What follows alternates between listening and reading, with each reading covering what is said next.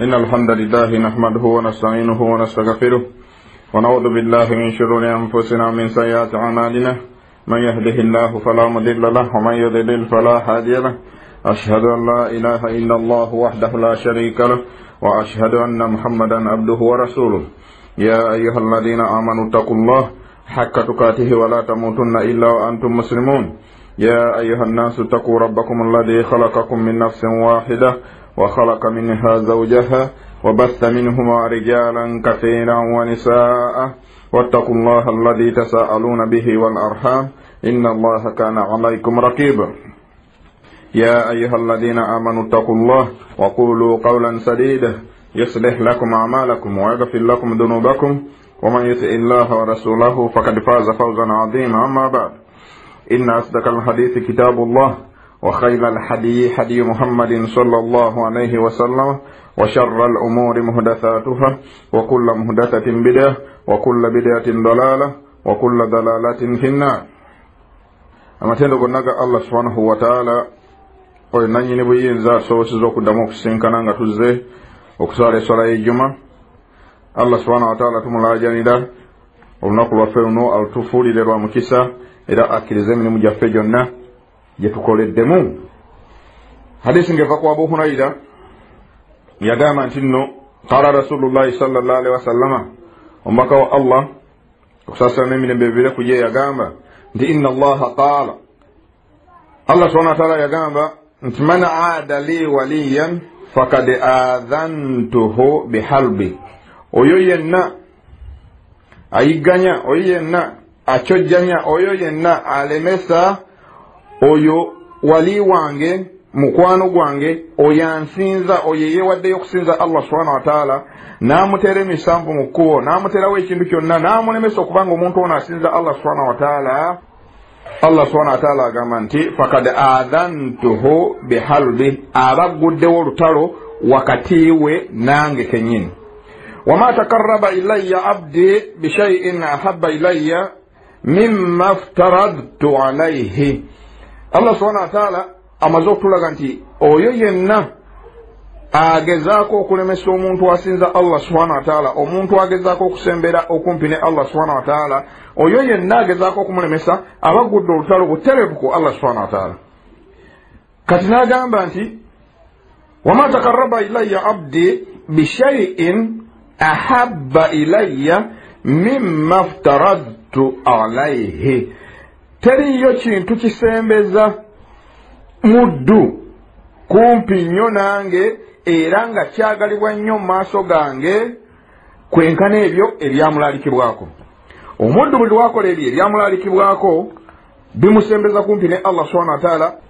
وما يزال عبدي يتقرب إلي بالنوافل حتى أحبه. أجمع الله سبحانه وتعالى أنتي أمدونه وأقول يا ملاجروا أسمبركم بين الله سبحانه وتعالى. الله سبحانه وتعالى كمان أنتي أجاكوا يونغر أمدونه روكوا أقول بين يا ملاجروا أجاكوا يونغر أكسمبركم بين أنجه nga akoze ebyo ebyakyeyagalire amakulu akoze ebyamulagirwa n'ateekako ebyakyeyagalire byebirwa byebyo nabbi sallallahu alaihi wasallam byatugamba nti womaze okusala eswala ya farada salirako sunna bw'omala okusiba omwezi gwa Ramadhani nsiba ennaku 6 mu mwezi gwa Shawwal ebyo byebyakyyeyagalire. Kati Allah subhanahu wa ta'ala agamba nti omuddu buli wakola ebyakyeyagalire ebyo ng'abyongereza ku byempaka omuddu ono yeeyongera okusembera okumpi ne Allah subhanahu wa ta'ala okutuusa Allah subhanahu wa ta'ala lw'ayagala omuddu ono. agamba nti fa idha ahbabtuhu kuntu sam'ahu alladhi yasma'u bihi. Allahu akbar. Allah subhanahu wa ta'ala agamba nti nno omuddu ono kasita mwagala nfuuka amatuuge gawuliza. Omuddu ono olw'ebirungi bino byakola akoze ebyo ebyamulagirwa asadde eswala 5 n'ayongerezaako eza sunna n'asiba omwezi gwa Ramadhani n'ayongerezaako okusiba okwakyeyagalire omuddu ono mwagala ate kasita mwagala nfuuka amatuuge gawuliza. Agamba nti nno wabasaluhu alladhi yubsiru bihi era nfuuka amaaso ge galabisa. Allah subhanahu wa ta'ala agamba nti nno si ekyo kyokka wayadahu allati yabtishu biha nfuuka emikono gye gyakwatisa. Walijirahu allati yamshi biha era nfuuka amagulu ge gatambuza. kati Allah subhanahu wa ta'ala ogamba nti naafuusa amatuugo, afuusa amaaso go, afuusa emikono gyo, afuusa amagulu go. Allah subhanahu wa ta'ala si yajja okujja ayingire mu magulu go, wabula ajja kuba akuprotectinga. Tojja kweyambisa matu gano kuwuliriza bintu bya haramu. Tojja kweyambisa matu gano kuwuliriza music, kuba music yali haramu. Tojja kweyambisa maaso kulaba bakazi bali bwerere kuba kiri haramu. Tojja kweyambisa maaso kubeera ku TV awo nga olaba ebintu ebitakkirizibwa mu Musiraamu. Lwaki? Allah subhanahu wa ta'ala akuprotectinga. Emikono gyo gino tojja gikwasa mu haramu. Tojja genda mu banka kusayininga agreement ya riba. Lwaki? Allah subhanahu wa ta'ala akuprotectinga. Amagulu gano tojja genda mu bifo bikyamu ebyo Allah subhanahu wa ta'ala byatakkiriza kubaamu. Lwaki? Allah subhanahu wa ta'ala akuprotectinga. Sekyo kyokka agamba nti nno wa in sa'alani la utiyannahu. Omuddu ono bw'anaabaako kyansabye, omuddu ono nja kukimuweera ddala. Wala in ista'adhani la uidhannahu. Bw'anansaba protection, bw'aneewogoma gye ndi ng'alina ekintu kyonna kyayagala okumutaasa, nkakasa nja muweera ddala protection era nja muwa obudamu mbenga mutaasa okugwamu ekyo ekintu ekikyamu kiyeewala okugwamu. Wama taraddadtu an shay'in ana fa'iluhu taraddudi an nafsi almu'min. Agamba nti nno siina kintu kyembeeraawo nga nsikattira mu kukikola kwenkana bwe nsikattira ku mwoyo gw'omukkiriza. Allah subhanahu wa ta'ala kikyategeeza akituwulira n'agamba nti nno yakrahu almauta wa ana akrahu masaatahu. Omuddu ono omukkiriza atamwa atayagala kufa, nange omuddu ono ekiseera kye bwe kiba kituuse malayika eno ngiragira omwoyo gwe ne bagukwata na bwegendereza na bwegendereza na bwegendereza. Lwaki? Omuddu ono abadde muwulize eri Allah subhanahu wa ta'ala. Ekyo kya butonde, oteriyo omuntu ayagala kufa. Buli omuntu lwalaba ekikwatagana ku kufa awulira nga akitamwa. Kati Allah subhanahu wa ta'ala agamba nti nno buli lwe ngenda okutwala omwoyo gw'omukkiriza ono nsikattiramu. Lwaki? Omuddu ono atamwa okufa ate saagala kumudisappointinga. Lwaki? Namwagala. Lwaki? Namuprotectinga. Lwaki? Nafuuka emikono gye, nafuuka amaaso ge, nafuuka amagulu ge, nafuuka buli kimu. N'olwekyo omuddu ono abadde atambulira mu buufu obwo obutuufu bw'ateekwa okutambuliramu. N'olwekyo ntya okumudisappointinga. Kyova olaba nti Nabbi sallallahu alaihi wasallam yatugamba nti malayika mauti bw'ejja okutwala omwoyo gw'omukkiriza egukwata mpola mpola mpola mpola mpola mpola mpaka lwekola ki yuguggwamu n'atukubira ekifaananyi nga bw'olaba ensawo eddiro eribeeramu amazzi. Bwe amazzi ago bwe gaba gaweddemu, ettondo lino engeri gye litonye liba lisigaddemu. Ntera nnyo okuba ekyokulabirako ku mubisi gw'enjuki, ng'oddidde ecupa n'ogiteeka mu mubisi gw'enjuki. Buli lw'ogufuka bwe guti engeri gye gugenda empola bwe gutyo n'omwoyo gw'omukkiriza bwe gutyo bwe gutwalibwa nga malayika mauti egujjamu. So nga ate omwoyo gw'omwonoonefu malayika mauti egukandula bukanduzi egusika omulundi gumu nga bw'olaba tulakita bweyingira mu kisaalu n'etandika okukandula. Kati Allah subhanahu wa ta'ala agamba nsikattira. Olwaki? Omuddu ono saagala kumudisappointinga olw'okuba atamwa okufa. Eyo hadisi eri mu kitabo kya Bukhari. Bannange lwaki nabaleetedde hadisi eyo? Lwaki gye ntandikiddeko? Lwa nsonga nti nno mulimu ekyokuyiga wakati awo nga kikwatagana n'ensonga gye ngenda okwogerako, nakyo nga kyekiruwa kwe kuba nga bw'oyitiriza okukola emirimu egyakyeyagalire Allah subhanahu wa ta'ala oyongera okusembalira gy'ali n'atuuka okwagala n'afuuka ebyo bye tulabye. Kakati njagala twogereko katono ku kusiiba okwakyeyagalire. Nabbi sallallahu alaihi wasallam n'ajja n'atugamba afdalu siyami ba'da ramadani shahrullahi al-muharram, nti okusiiba okusinga obulungi ng'oggyeko omwezi gwa Ramadani n'oguteeka wali kuba gwe tugumanyi nti gwa mpaka. N'olwekyo ekyo ekyempaka kye kibeera kisinga obulungi. Naye ng'okigyewo n'okiteeka ebbali kino ekyempaka ekyakulagirwa, Nabbi sasama agambye okusiiba okuddako okwagalwa mu maaso ga Allah subhanahu wa ta'ala era okusinga obulungi kwekwo okusiiba mu mwezi gwa Allah subhanahu wa ta'ala, omwezi gwa Muharramu. Era mu mwezi guno ogwa Muharramu mwe muli olunaku lwa Ashura, lunaku olw'ekkumi. Nabbi sallallahu alaihi wasallam yatukubiriza okubanga tulusiiba. Nabbi sallallahu alaihi wasallam yalusiibanga era n'atulagira okubanga tulusiiba. Bwe baamugamba nti olunaku olwo Abayahudi balusiiba, n'agamba nti nze omwaka ogujja inshallah nja kusiiba n'olw'omwenda mbe nga njawukanye ku Bayahudi.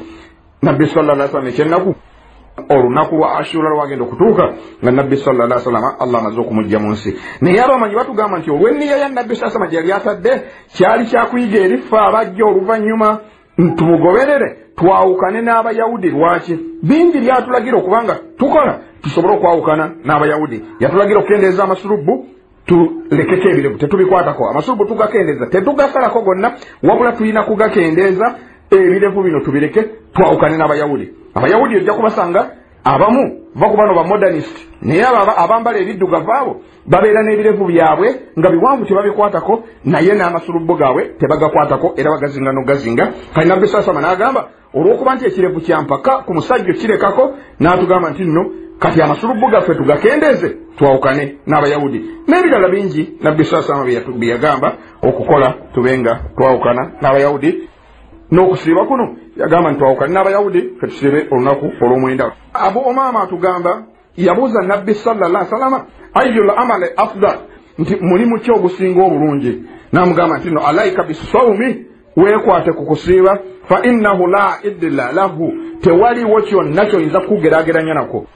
Okusiiba gwe gumu ku mirimu emirungi. Lwaki? Mu hadisi eri endala yatugamba nti nno emirimu gy'omuddu gyonna mirimu gye, emirimu gyakola gyonna gigye, essola gy'asaala, buli kimu okuwaayo kwawaayo ebyo bibye, illa siyam, okugjako okusiiba.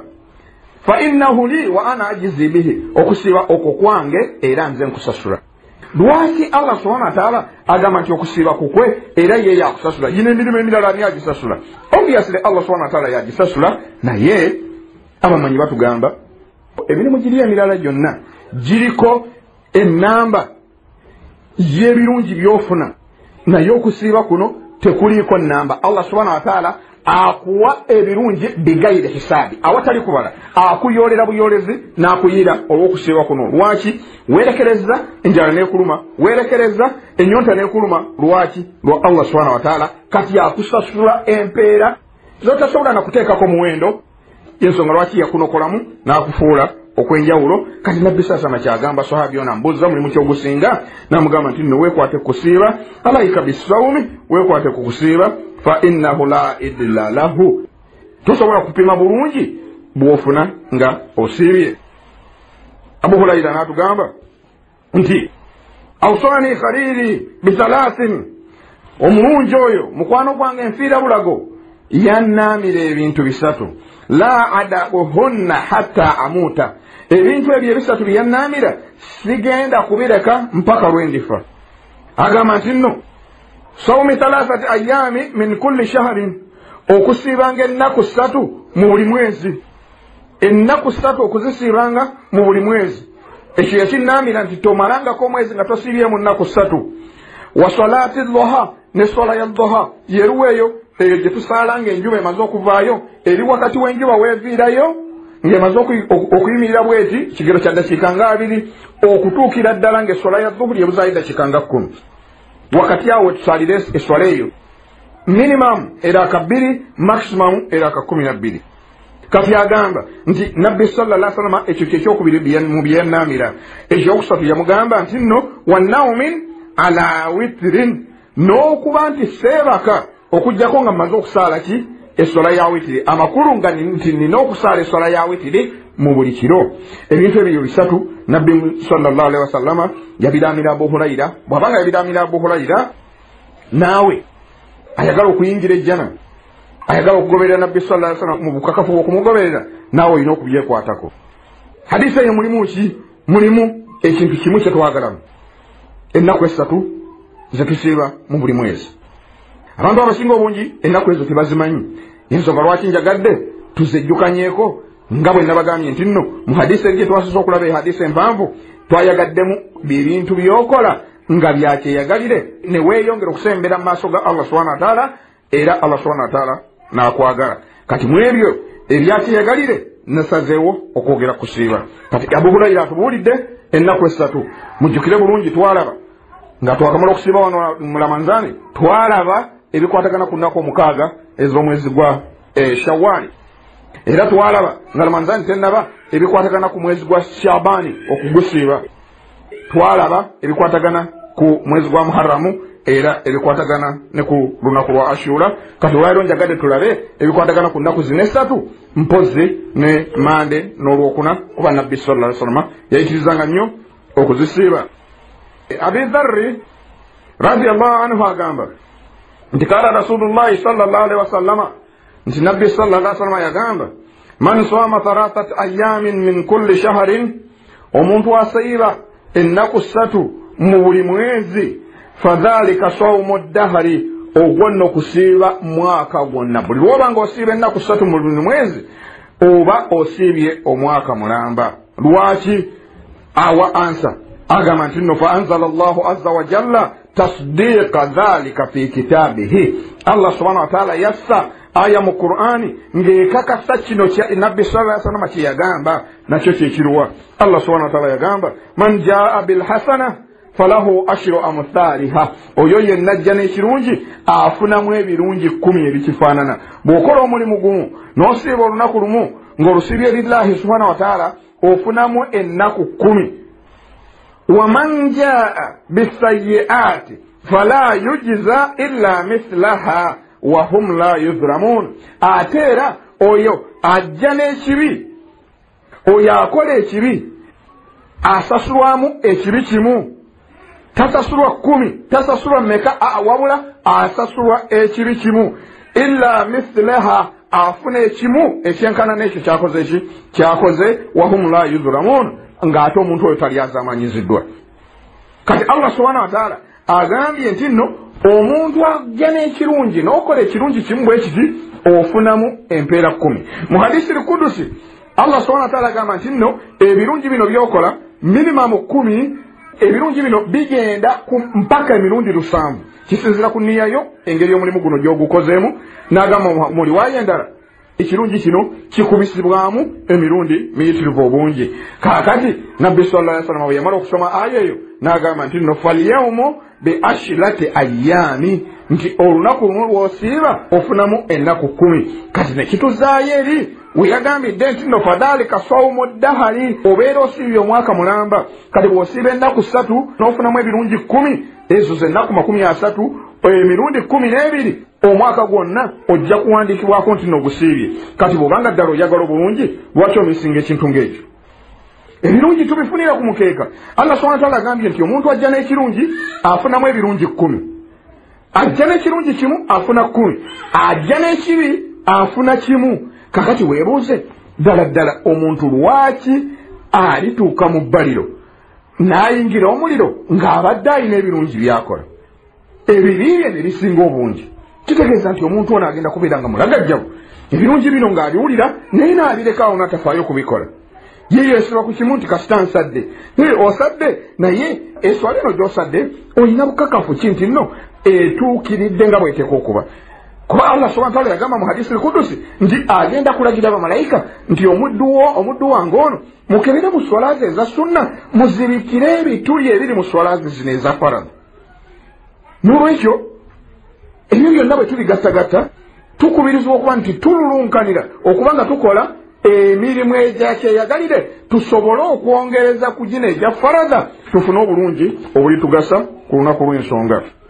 Nabbi sallallahu alaihi wasallam n'atugamba mu hadisi eranga eva ku Abi Dharri radiyallahu anhu agamba nti nno kala li Rasulullahi sallallahu alaihi wasallam, Nabbi sallallahu alaihi wasallam yaŋŋamba nti idha sumta min shahri 3 ayyamin fasum 13 wa 14 wa 15.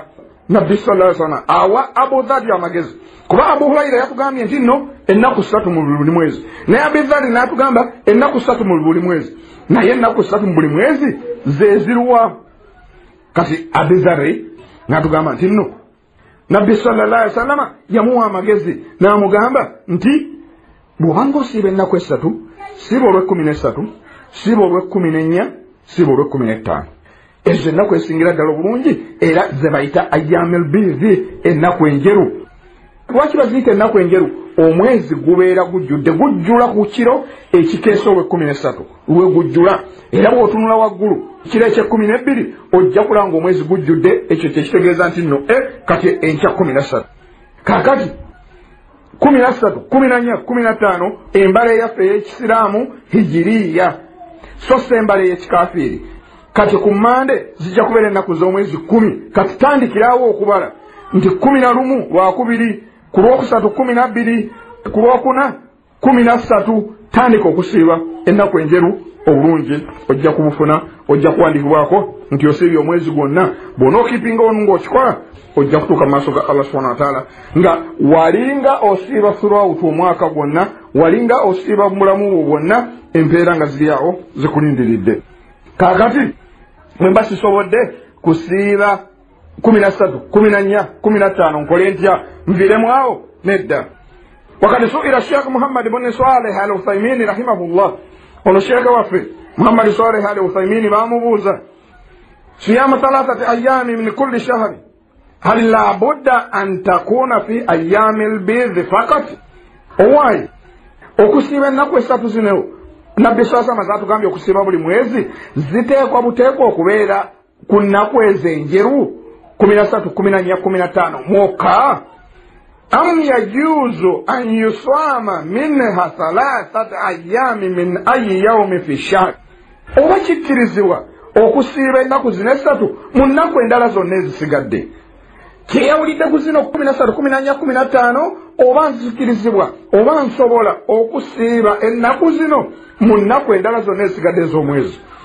Fa ajaba Adamu bw'ati agamba nti yajuzu lil insani an yasuuma fi awwali shahr kikkirizibwa ku musiraamu kikkirizibwa ku muntu okuba nga asiiba ennaku zino mu ntandikwa y'omwezi au wasatuhu oba wakati w'omwezi au akhiruhu oba ku nkomerero y'omwezi mutataabi'atun au mutafarrikatun nga ennaku zino aziridaanaganyiza ng'asibye olwaliro n'enkya n'oluddako oba okusiiba nga azaawudde wiiki eno n'asiibayo lumu wiiki ejja n'asiibayo lumu ne wiiki endala n'asiibayo lumu. Agamba nti nno lakin wabula al afdal an takuna fi ayami al-bidhi as-salasa ekisingako obulungi kwe kuba nti nno omuddu ono ayagala okusiiba ennaku zino esatu ekisingako obulungi kwe kuba nga asiiba ennaku zino ku nnaku enjeru. Agamba nti wahiya 13 lwe lwa 13 wa 14 n'olwa 14 wa 15 n'olwa 15. Lwaki agamba bw'atyo? Lwa hadisi ya mama waffe Aisha radiyallahu anha. Tabi yajja n'abuuza mama waffe Aisha mukyala wa nabbi sallallahu alaihi wasallama n'amugamba nti no akana rasulullahi sallallahu alaihi wasallama yasum min kulli shahrin 3 ayami. Owaye mama waffe nabbi sallallahu alaihi wasallama yasiiba ennaku zino esatu eza buli mwezi. Qalat yamuddamu n'amugamba nti naam yes kituufu nabbi sasama yasiibanga ennaku ezo esatu. Fakultu laha kyenva mubuuza ne mugamba nti min ayi ayamin shahari kana yasuumu ne mubuuza nti nabbi sallallahu alaihi wasallama ennaku ezo esatu yazisiibanga atya kiseera kimu yazisiibiranga. Qalat mama waffe Aisha addamu n'agamba nti nno lam yakuni yubali min ayi ayami shahari yasuumu nti nabbi sallallahu alaihi wasallama teyafangayo mu kiseera ki we yasiibiranga. Olumu yasiibanga ku ntandikwa olumu yasiibanga wakati olumu yasiibanga ku nkomerero. Ekyo ne kiba kitegeeza nti ennaku ziri esatu eza 13 14 15 ze zisingako obulungi okubanga osiiba. Buli we tuba tukola omulimu twagala tufune maximum reward. N'olwekyo ennaku zino esatu 13 14 15 ze ziriko maximum reward. Naye bw'obanga tosobodde olw'ombeera mu mbeera obadde mulwadde oba weerabidde togenza okujjukiranga ennaku enjeru ziyiseewo toterebuka wabula siiba mu kiseera ekirala kyonna Allah subhanahu wa ta'ala ajja kuwandikako nti wasiibye ennaku zino esatu. Lwaki? Olwa hadisi zetulabye eya Abu Hurayra n'eya Abu Dharri nga batugamba nti nno omuntu yenna asiiba ennaku esatu Allah subhanahu wa ta'ala muwamu ennaku 10. Ne hadisi ene ya mama waffe etulaga nabbi sallallahu alaihi wasallama teyasiiba mu kunjeru kwokka wabula yasiibanga ne biseera ebirala okusinziira ku mbeera.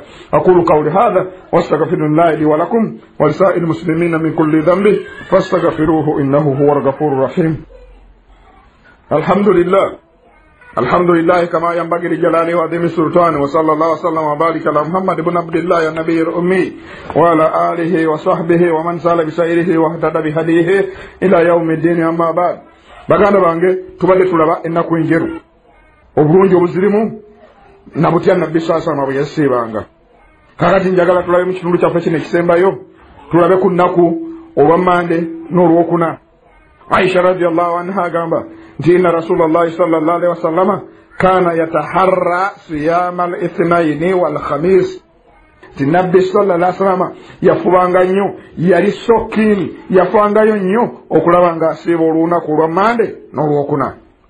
Wakara Rasulullahi sallallahu alaihi wasallama nabbi sallallahu alaihi wasallama najja n'atugamba nti dhanika yawmani turadhu fihima al-a'malu ala rabbil alamin fa uhibbu an yuradha amali wa ana swa'imun. N'atugamba nti ennaku ezo olw'Mande n'olwokuna emirimu gy'abaddu gye bakola lwejanjulwa mu maaso ga Allah subhanahu wa ta'ala. Agamba nti nno fa uhibbu an yuradha amali wa ana swa'imun. N'olwekyo olw'okuba emirimu gyanjulwa mu maaso ga Allah subhanahu wa ta'ala ku lunaku olw'Mande n'olwokuna nange njagala emirimu gyange gyanjulwe mu maaso ga Allah subhanahu wa ta'ala nga nange nsiibye. Bw'abanga nabbi sallallahu alaihi wasallam eyasonyiibwa ebyakulembera n'ebirijja, bw'abanga yafangayo nnyo okulaba ng'emirimu gye gyanjulwa mu maaso ga Allah subhanahu wa ta'ala nga naye asiibye, ate olwo ggwe azze emyaka 1400 n'okusoba tewamulabako, tolina kyanjawulo kikuliko ng'abo abatukulembera, lwaki tofaayo kulaba nga naawe emirimu gyo gy'okoze mu wiiki gyanjulwa mu maaso ga Allah subhanahu wa ta'ala nga naawe osiibye, ng'ate tumaze okiraba nti ogumu ku mirimu egisingira ddala okubanga mirungi kwe kusiiba. Nabbi sallallahu alaihi wasallama bw'abanga bw'atyo bwe yakola, then naffe tuba tuteekwa buteekwa okubanga tululunkanira okubanga tusiiba Mande n'olwokuna tusobole okufuna obulungi obwo. Si ekyo kyokka, agamba bw'ati hadisi ng'eva ku Abu Huraira anna Rasulullahi sallallahu alaihi wasallam qaala, mazima ddala nabbi sallallahu alaihi wasallam yagamba nti tuftahu abwabul janna yawma al-ithnaini wa yawma al-khamis, nti emiryango gy'ejjana giggulibwawo ku lunaku lw'Mande n'olunaku lwokuna. Fayughfaru likulli abdin la yushriku billahi shay'an, abaddu ba Allah bonna abatagatta ku Allah subhanahu wa ta'ala kintu kirala, abo abatakola shiriki, Allah subhanahu wa ta'ala basonyiwa ebibi byabwe byonna. Nabbi sallallahu alaihi wasallam agamba illa rajulani, okujjako abasajja babiri, kanat bainahu wa baina akhihi shahna'un, okujjako abasajja babiri abo, abasajja bano balina obukukuuzi, balina obutategeragana, ng'obukukuuzi obwo tebuyina makulu gali awo, ng'obukukuuzi buno sigamba nti omuntu omukyaye eri Allahi subhanahu wa ta'ala, omusanze akola ebikyamu omubuuliridde agaanye n'osalawo okumukyawa Allahi subhanahu wa ta'ala gw'osobola okuprotectinga eddiini yo, ekyo kyanjawulo. Naye musoowaganye bintu ebitaliimu wano ebya dduniya, n'osowagana na muganda wo n'ogamba nti osaagala na kumubuuza lwaki namusala ekintu guno n'atagimpa, ekyo ne kiba nga kyekibaviiriddeko okubanga musoowagana mu bintu ebitaliimu, mukaayaganye ne mwawukana mu ekyo. Wulira Allah subhanahu wa ta'ala bw'agamba anziru hadhaini hatta yastaliha, mulindirizaye efayiro yaabo mugira mugiteeka ebbali, efayiro yaabo abakaayaganye fayiro zaabwe mugira muziteeka ebbali, hatta yastaliha, fayiro zaabo muziteeka ebbali okutuusa lwe banaamalawo obukukuzi obubalimu wakati waabwe. Allah subhanahu wa ta'ala agamba anziru hadhaini hatta yastaliha, akiddamu ogwokubiri nti fayiro zaabo muziteeke ebbali, ensonga zaabwe sijja kuzitulamu mpaka nga bamaze okumala ebyo ebibakaayanya.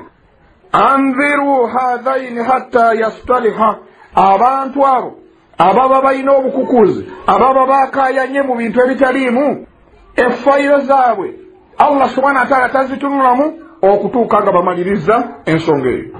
Baganda bange abasiraamu, weebuuze lwaki ofunye obutategeragana ne muganda wo, lwaki tolekera, lwaki tosonyiwa? Tuli baddu abasobya, teriyo muntu ali perfect. Muganda wo bw'aba asobezza, lwaki tomulekera, lwaki tomusonyiwa? Muwe benefit of doubt. mugamba omusiraamu ono yadde ansobezza naye kamusonyiwirira. Kati Allah subhanahu wa ta'ala mu basajja bano atugambye nti abantu bonna basonyiyibwa ebibi byabwe abo abatakola shiriki okuggyako abantu babiri abalina obukukuzi ku mitima gyabwe. N'olwekyo baganda bange lekera muganda wo musonyiwe naawe Allah subhanahu wa ta'ala ajja kukusonyiwa. Ebyo byonna biri ku lunaku lwa Mande n'olwokuna. Ne hadisi gye tusembyayo ng'eva ku Abu Qatada al-Ansari radiyallahu anhu agamba nti nno anna Rasulullahi sallallahu alaihi wasallam su'ila ani sawmi al-ithnaini yabuzibwa ku siwa olunaku olwa Mande. Nabbi sallallahu alaihi wasallam n'agamba fihi wulidtu, ku lunaku olwa Mande lunaku lwe nazaalibwa, wa fihi unzila alayya, era ku lunaku lwe Mande lwe nasooka okufuna obubaka obw'okuba nti nno ndi mbaka wa Katonda. Obubaka obwasookera ddala bwajja ku lunaku lwa Mande. N'olwekyo olunaku lwe nazaalibwa ate nga lunaku lwe nasooka okufuna obubaka y'ensonga lwaki nsiiba. N'olwekyo muganda wange Mande n'olwokuna tulabye obulungi obulimu. Leka kubuzaabuzibwa n'abaana abakuza mawuledi 12 Rabiul Awwal. Nnyini mazaalibwa ye yasiibanga busiibi ku lunaku olwa Mande kuba lwe yazaalibwa, so olwa Rabiul Awwal olwa 12. N'olwekyo tobuzaabuzibwa.